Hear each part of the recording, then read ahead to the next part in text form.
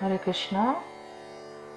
আজ আমরা গুরু পুরাণ থেকে জানব গর্ভধারণের সঠিক দিন সম্বন্ধে। নারীগণ যখন রজস্বলা বা মাসিক পিরিয়ড হয় তখন ব্রহ্ম হত্যা করলে যে পাপ হয় সে পাপ নারীগণের শরীরে আশ্রয় করে।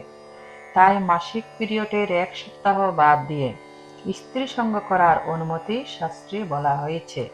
পিরিয়ডের পর 7 থেকে 16 দিনের মধ্যে ভালো দিন দেখে স্ত্রী সঙ্গ করলে ভালো সন্তান লাভ হয়।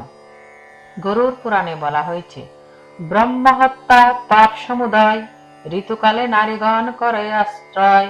অর্থাৎ ব্রহ্মহত্যা জনিত যে সমস্ত পাপ, সেই সমস্ত পাপ যখন নারীগণ ঋতুবতী বা মাসিক হবে তখন তাদের শরীরে ওরা আশ্রয় করে থাকে।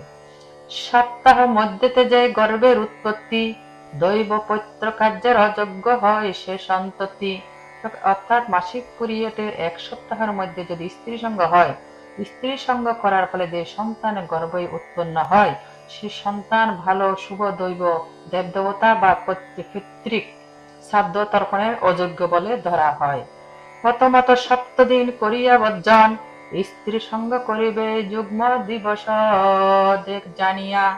প্রথম 16 দিন হয় যে সময় রমণীগণের ঋতুকাল পরিচয়। অর্থাৎ 1 সপ্তাহ বাদ দিয়ে 7 থেকে 16 দিনের মধ্যে যদি স্ত্রী সঙ্গ করেন তাহলে আপনার সুসন্তান হওয়ার সম্ভাবনা বেশি।